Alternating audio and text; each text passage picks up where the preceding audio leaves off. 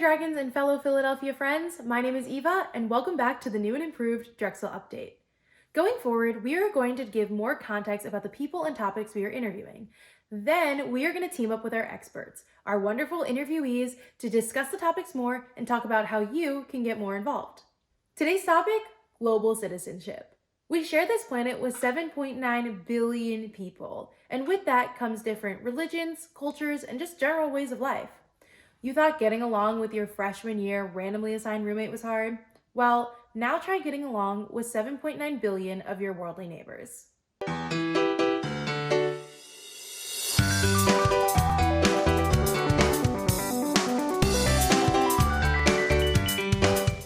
The United States of America is the third most populous country in the world, coming in at a whopping 332 million people.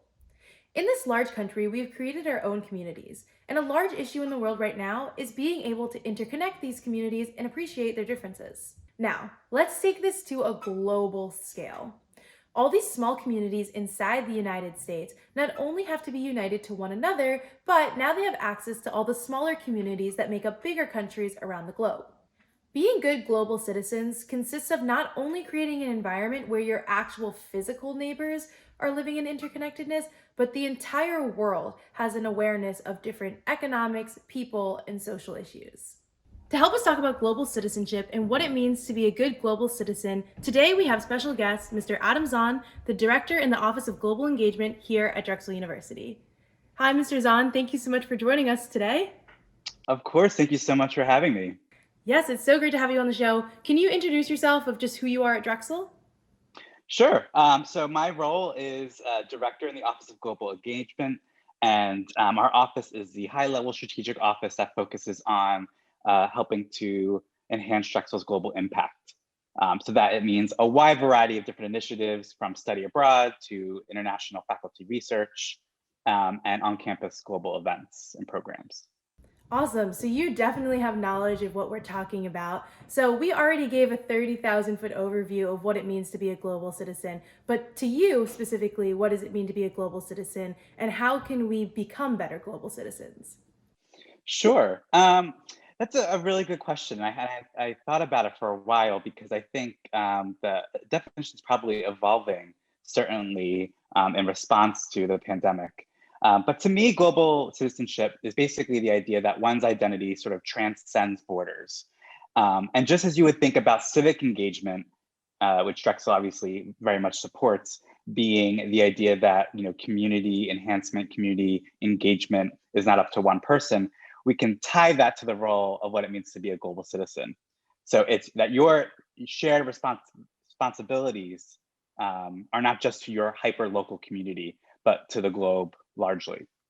And so that means anything from empathy and exploring cultures other than one's own. It means the reciprocity and exchange of ideas and of cultures and of identities. It means working together to find solutions to real life challenges. And so the role of a global citizen is it's a lot to take on, but I think it's very critical. I think especially the pandemic has shined a light on this. But I think as we become more increasingly interconnected, being a global citizen is going to really help make change for the better. Yeah, definitely, because it's all about communication and working together. And so, how do you recommend we transcend these borders? Is it by traveling? Is it just by talking to people through Zoom? Sure. Well, global citizenship does not require travel. And I think that might be a bit of a misconception. It certainly can be enhanced by travel. Certainly for me, my travels, I've been to 30 countries, and it's really sort of shifted my perception of the world for the better. And so travel is certainly an element that I would certainly recommend those who have the ability to do so to experience. But to be a global citizen just means being able to, again, see through just your identity and your community to having that exchange of ideas. And so certainly Zoom has become a way for us to connect in ways that it hasn't done before. Certainly social media has done that, sometimes for the better, sometimes with maybe more negative impacts. But certainly travel is not required. What is required is sort of being open to experience, being open to new ideas, and having sort of those critical conversations and reflections. I think reflection is so essential in becoming a global citizen. With those that come from different experiences in one's own. So really, Drexel is a global campus. Philadelphia is an international city. There are certainly ways, in your own backyard, to use that expression, to experience sort of the exchange of new ideas and different perspectives without having to leave the country. Yeah, and that's so great to know, especially in a COVID environment, that even though we're stuck in our homes, we can still be worldly and experience.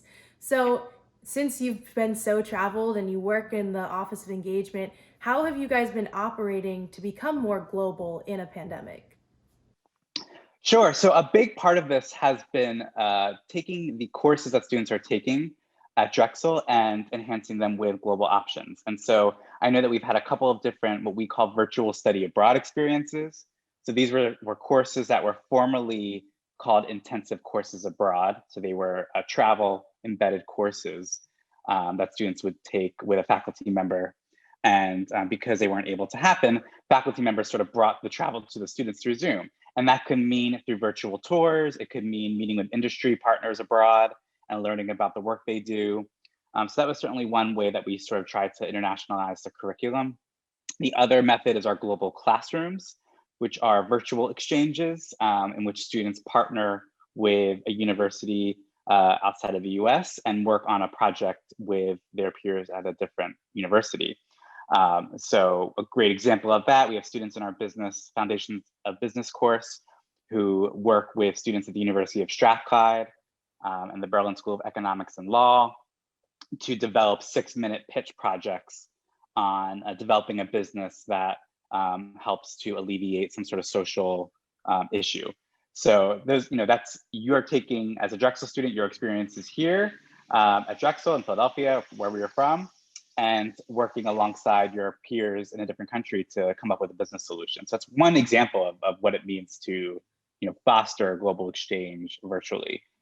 So that's been two ways that we've really sought to make sure students can still have global experiences despite not being able to travel at the moment. Yeah, that's absolutely amazing. And so, since you've been so traveled and you've had students experience all these different things, what would you say is the biggest culture shock or biggest cultural difference you see in any country compared to the United States? I think the one that becomes most salient when I travel is sort of an individualistic versus collective perspective. And we often see that sort of individualistic. We think of more of sort of the Western hemisphere. We think of the US, maybe Europe, versus a more collectivist approach in many Asian countries and elsewhere. And I think that is always the most interesting, salient cultural difference that I notice in terms of how we think about our direct role to the community. Mhm. Yeah, that is really interesting. Do you hope to see other aspects of those cultures like embedded in the United States? United States is such an interesting place when it comes to cultures as a melting pot. I think because the U.S. is a melting pot of so many different cultures and experiences, I do think we have communities here that do share that collectivist knowledge and collectivist cultural approach within pockets of sort of a largely individualistic society. So certainly would love to see our country become a place that respects different identities, respects different cultures, and uses people's languages, people's cultural experiences to better communities. Yeah, definitely as a freshman, I've learned how many international students we have here at the university, and I can become more cultured and learn about different things just by going to school with other people, which has been really amazing. And then if you expand that beyond just Drexel, in the Philadelphia area itself, we have so many different nationalities and cultures and different sections of the city, which is so amazing. Absolutely. And I want students at Drexel to really take advantage of those opportunities, especially being able to learn from their peer students who might not be from the US. One really good example, I teach the Introduction to Civic Engagement course, as well as a few other courses. And I always want my students who are from outside the US to talk about what does civic engagement mean to them? What does volunteering and service learning look like from where they're from? Because it can be very different outside the US, this idea of civic engagement, because when you think about countries that might have that collectivist ideology, it might be sort of already embedded within their day to day in terms of, well, civic engagement is how we live, right? Versus a place that might be more individualistic, where civic engagement needs to require just maybe a little bit more effort in terms of gathering people together to really make change. So it's really interesting to hear from students who, in that class in particular, who are saying, we don't really have this concept necessarily of civic engagement and volunteering, but here's what we do have when in terms of support and resources to better communities. Yeah, and that's amazing. So, since we can do global citizenship right here from home, and it's so important to uniting together to make global change, what is an issue you see in the world right now that you think could be solved by better global citizenship? That's a really good question. I'm going to say maybe two things. One would certainly be issues affecting the environment. Um, the approach that is needed for climate change is certainly a global issue, and it's going to look different in different locations. And the impacts are going to be staggered, sort of, in terms of how serious, they impact, let's say, small island nations. But it's going to require that we all have a hand in addressing policy changes, mitigation, adaptation. And so Drexel is actually a permanent observer to the UN Framework Convention for Climate Change. We participate in the annual Conference of Party meetings, or COP. And I've been to a couple of those along with some Drexel students and faculty. And you really learn sort of that the approach to climate change really is not going to be something solved by one government or one country. It's something that is going to require local participation at the global level. So that's probably one that I can think of sort of as one of the most salient pressing challenges. And I would say the other challenge is, as communication, as social media becomes sort of more ubiquitous and more as it connects us, being able to support emerging youth's mental health needs, I would say, identity formation, and the ways in which we relate to each other. Social media can be really amazing for connecting us, but can also sort of become a barrier in terms of sort of concealing the real self, if you will, right? Social media is very crafted. And so that's an issue that I think a lot about in terms of, well, how do we get through sort of the veneer of social media so that people can really connect in a more nuanced way? Mhm. Yeah, that's a really interesting point. And so now, since we have these call to actions, what are some ways Drexel students specifically can become more globally aware, and how are there opportunities for that in Philadelphia or at the university itself? I will make a plug for our annual student conference on global challenges in May. This is an opportunity for students to present on topics that they're interested in, both at the undergraduate and graduate level, as it relates to a larger global issue. And this year, our issue is the theme of disaster, which is quite appropriate given, sort of, again, the world's challenges with the pandemic and climate change and sustainability. This is an event that we do annually. This year, it's in conjunction with Pennoni Honors College. We're going to have two great keynote speakers who are not from the United States and are going to talk about sort of the role of communities in disaster from the UK and from Nigeria. So two different global perspectives.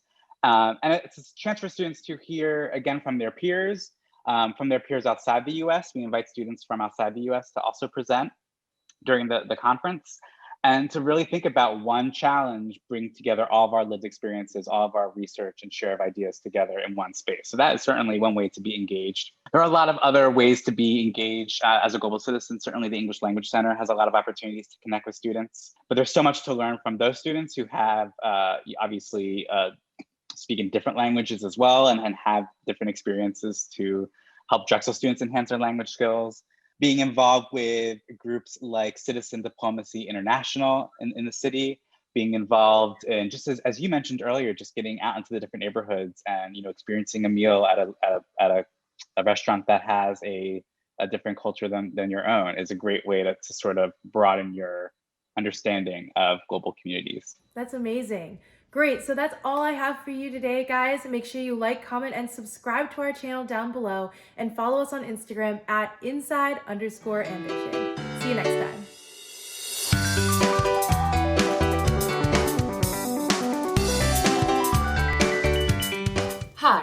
Lizzy Friedman, this is Inside Ambition, and you're on 34th in Art, the intersection for all things arts and entertainment in and around Drexel University. This week, we've got another senior project highlight for you. Now, this one is super important because A, it's my best friend's project, and B, I directed it, so no bias at all, I swear. The name of this project might be a little bit blunt, but that's what we need these days. Right to the point, I haven't got all day. No Cis Men show is exactly what it sounds like. It's a show, and there's no cis men. Cis with a C. C. Cis with a C, meaning cis-gendered. Not like Tia and Tamara, sister, sister, cis. So this show is exactly that. Not a single cisgendered male worked on this production. Only she's and theys. Now, there's no denying that men dominate a majority of industries globally, including the arts and entertainment industry. According to research for this very project, 80% of nominees for the 2020 Tony Awards for Best Play were cis men. Now, I might be really bad at math, but I know that that only leaves a whopping 20% for everyone else. Now that's bleak. So, my bestest friend, Isabella Raposa, took it upon herself to challenge that view for their final project here at Drexel University as an entertainment and arts management senior. With only women and non-binary folks making up the writing, creative, and talent teams, No Cis Men Show highlights 3 short plays performed and streamed virtually. Here to talk to us more about their senior project is creator and producer and maker of a bunch of art behind me right now, and my very best friend, Isabella Raposa. Hi, Isabella. Hello. All right, so let's jump right into it. What motivated this to be your senior project? So I've actually had this in the plans of doing my senior thesis on this since I was probably a sophomore in college, and I've talked about it with a few of my friends. I wanted to do it's evolved over time, but I wanted it to be like an all-female Shakespeare production or like a completely gender-bent play. And what I wanted to settle on was this project No Cis Men because I wanted it to be as inclusive as possible while also excluding the people that I feel are kind of dominating this industry of theater, and actually all industries. But yeah, so I want to bring more inclusive theater to the world. And so that is my main motivator for doing this project. Yeah, that's awesome. I mean, I remember being around in the earlier stages of you wanting to do female-centered things, which is great. And I think we all do a really great job of highlighting those voices that are marginalized in this production. Yes, exactly. Yeah. So what has this process been like for you, going through all this stuff, having it be virtual, maybe having some conflicts and challenges? What has it all been like? In all honesty, while it's been a lot of work, it hasn't been necessarily extremely difficult because I'm very lucky to have the team that I have, such as you and our stage manager, Lindsay, and all of our lovely actors.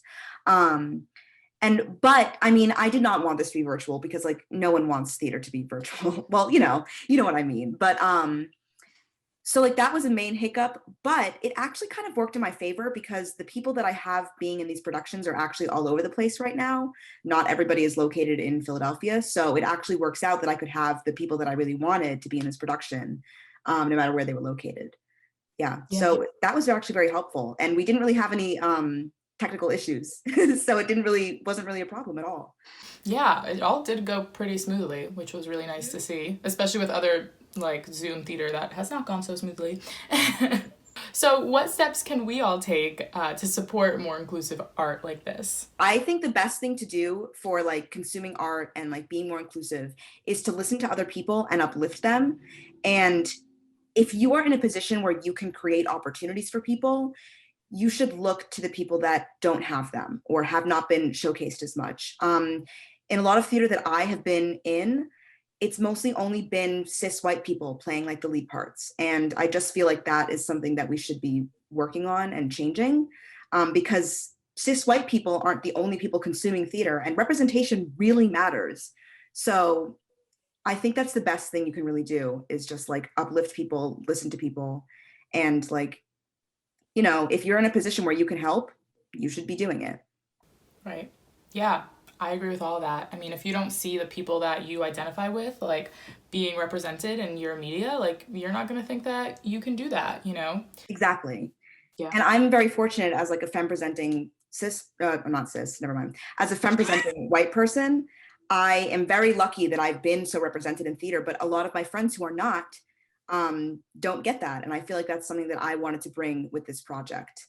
And I'm hopefully going to be doing this again in the future, like maybe making it like not an annual production, but like maybe every 5 years or so. And hopefully I can create like more inclusivity as I go on, because I've done okay with this one, but I want to keep working towards it because I think that it's something that we can never stop working towards. Yeah, of course. And I feel like us both being entertainment arts management majors, like that's why we came into this industry, to, you know, do those things, change what we want to see happening in the entertainment world and the arts world. So I think that, yeah, it's really great. One step at a time, and you're doing that. Another thing that you should do to create to be more to support inclusive arts, in my opinion, is see smaller productions that are more diverse. Don't just go and see the Broadway show where it's all exactly the same on stage. I think the best thing you can really do is like, just like I said, just listen and uplift more, you know? Yeah, definitely. And a great way for everyone to do that is come see No Cis Men and support it in any way that you can. Buy a ticket, buy a sticker, buy a zine. Buy a zine. They're great. You should get one. They're Very still on beautiful. sale. Yes, all made by Isabella herself. And there's a picture of me in it, so. And all of that, the link to all of the products that for No Cis Men and every way that you can support will be in the description box below, so you guys can all check it out. So yeah, well, thank you so much, Isabella, for coming on 34th and Art and talking to us about your amazing production today. Of course, thank you for having me. No Cis Men Show premieres this very weekend, April 16th, and then again on the 17th. It's all streamable through Zoom, and once you buy a ticket, you'll be sent the link. And the tickets are pay what you can. $1, $100, whatever you can give. You will get the Zoom link, and you'll be able to see this amazing inclusive piece of art. The link to buy tickets and support the show any way you can will be in the description box below. There's even stickers and a little thing called a zine, which is like a mini magazine, little playbill kind of thing that showcases all of the statistics and all of the people and the cast and everyone in the show. And it was hand designed by Isabella herself.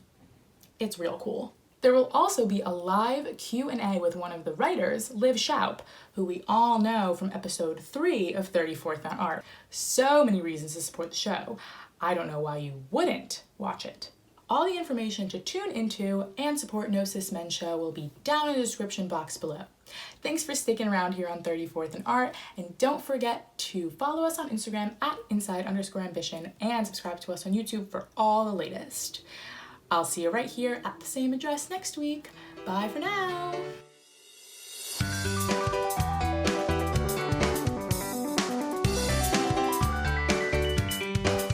Hey dragons, it's Paige and my cat Tuna here with your weekly Thunder Index, where we discuss all things science, storms, stars, and sustainability. This term, we're going to do things a little bit differently. This season, we're going to dive deeper into topics that we care about and hopefully find some cool projects that support them around the world. Additionally, since we pre-film, we want to give you the most updated information. So we are moving our COVID campus reports as well as our weekly weather updates to our social media channels. So make sure you are following us on Instagram, TikTok, and Twitter to get my weekly weather report as well as our COVID case numbers. This week, we are going back to the basics with sustainability.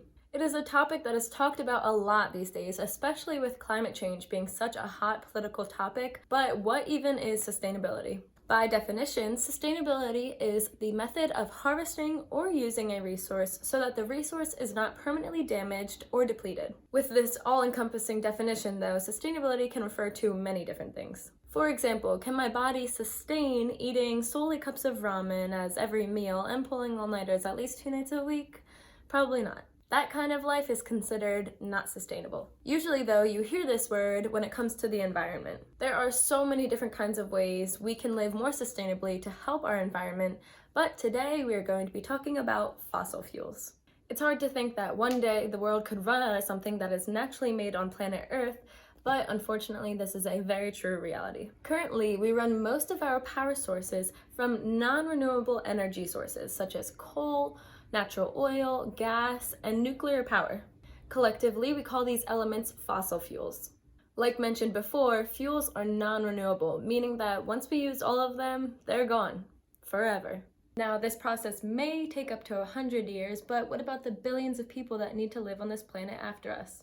Not only are fossil fuels non-renewable, but when they are burned, which is how you get energy out of them, they release carbon dioxide into the atmosphere. The carbon dioxide, also known as CO2, then gets trapped, which is the main contributor to global warming, which we'll talk about more next week. There are indeed alternatives to fossil fuels, however.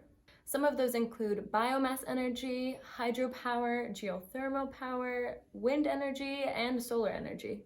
Wind energy and solar energy are pretty self-explanatory, so let's explore some of the others. Biomass energy is anything that is organic material from plants or animals. A common form of biomass energy is ethanol, which comes from corn and other plants. These plants and animals contain energy when burned, but they still release CO2.